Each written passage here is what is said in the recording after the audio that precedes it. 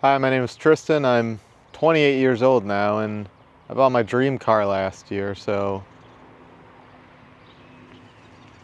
just wanted to give everyone my thoughts on that whole process.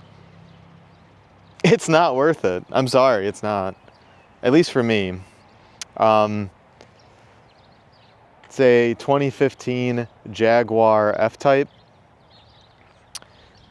It is pretty fast, pretty nice. It's a convertible. Looks pretty sharp. I gotta say, I think they really did a good job creating this car. I think the person, the original owner who had this before me, I think did a really good job at speccing it out with the color and everything, and he totally featured it out. And it's nice, it's really nice. My daily driver is a 2017 Toyota Corolla. So obviously, a car like that is way different in pretty much every single aspect. Not all of them advantageous. But the purpose of the car is just to be a toy, right? It's pretty much a toy car, a big, expensive adult toy. And you can't really daily drive it. It's got 2 seats. Essentially, I could show the trunk space right now. You could maybe fit 2 grocery bags in it.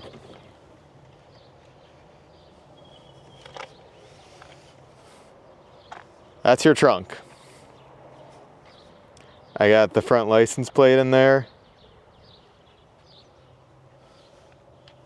That's about all you can fit. The interior is pretty nice. It's fully spec'd out. Fancy leather interior. It's got all the fancy leather, all these features. It's convertible roof, like I said. And it sounds really good, but it is prohibitively expensive to own. And I make decent money. I'm not making like software engineer money, but decent.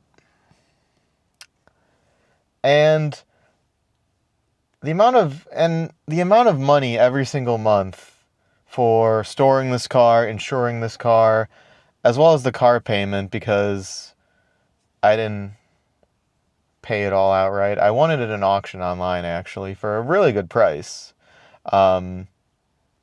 Thousands of dollars less than if I were to buy this car from a dealership. So with all that being said, though, it's truly not worth it. It's been less than a year, and I've probably only put 1,000 or 2,000 miles on the thing. There's just no thrill anymore. And that's pretty sad. That's kind of sad to think about, because, I could sell it, but I need to get new tires for it. New tires on that thing, easy $1,500. Before I could even think about selling it, because no one's going to buy a sports car with 8-year-old tires on it, which, that are on there right now. So there's all these kind of little things that just keep adding up. And it is fun to a degree,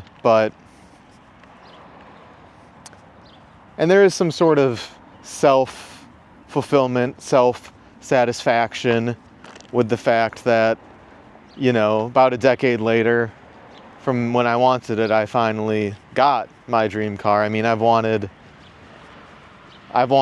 one of those things, one of those Jaguar F-Types, since 2015 maybe. So, about a decade later, it came to fruition through, I was gonna say through hard work and dedication, but that's not really fair to say. I kind of did whatever everyone else was doing and just got a bit lucky with the job I got and my circumstances, so that's why I was able to afford it. Mostly luck, I would say. I mean, obviously some work was involved. Graduating college. I mean, that's the extent of it, right? So, just wanted to leave you with some thoughts there that, you could buy your dream car and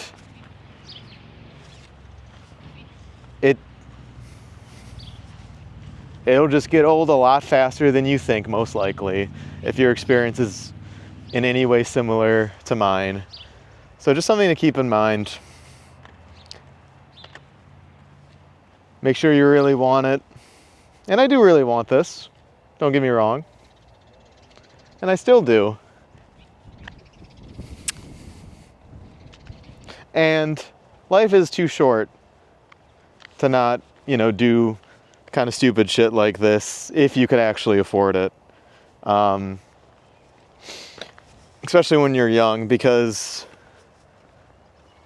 when you're in your 60s, 70s, and you retire, and you have your big kind of retirement fund going for you, and you want to finally get that sports car, and you just can't get in and out of it. It's too low to the ground. It's too small. That's what ended up happening to my grandpa. He retired, worked his ass off his whole life, 2 jobs at a time, mind you, blue collar stuff. Worked his ass off, wanted to get a Corvette in his 60s or maybe early 70s after he retired, and issues with his body, his hips, his knees giving out. He can't get in and out of any car, really. I mean, most of the time he really struggles with it, especially a Corvette. No way he'll be able to get in and out of that.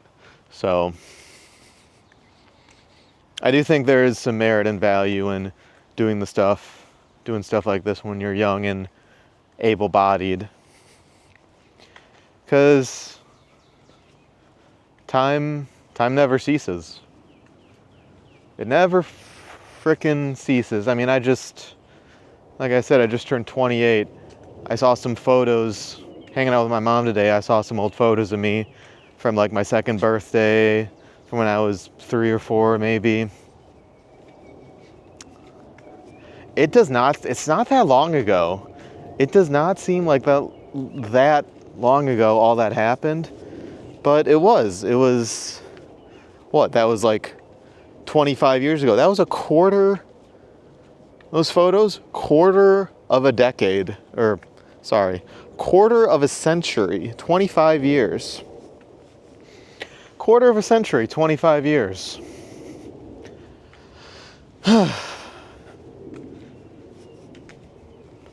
Time never truly stops. And I know that's obvious, no shit, time doesn't stop, but I think the more unsettling realization is that time doesn't wait.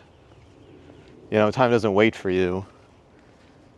If you don't do shit, if you don't do some sort of action, if you procrastinate, if you stay lazy, if you don't get out of the dopamine doom scrolling loop like you might be in, like I'm in, it'll pass you by. These past several years since I've graduated college. I mean, I graduated college, like 6 years ago? Blink of an eye. Absolute blink of an eye. It's a bit unsettling. And I've done a lot of fun, amazing things with amazing people. You know, like my girlfriend, who I love, like my friends. All these people mean a lot to me, and we've done some great things, made a lot of memories since then. But don't you just think it's going by a bit too fast? All of it? I just think it's all going by a little bit too fast. And I'll leave it at that. So, time moves faster than you think. For those younger people watching, time moves a lot faster the older you get. So do something.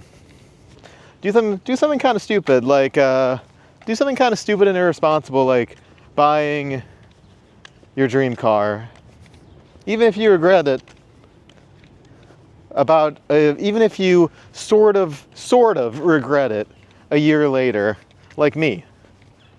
Because at the end of the day, when I'm on my deathbed, hopefully, you know, when I'm around a century old, I think I'll make it that far. Hopefully then, I'll be able to look back and I'll be able to say, yeah, kind of stupid, but so what? I had fun, you know? And isn't that what it's all about?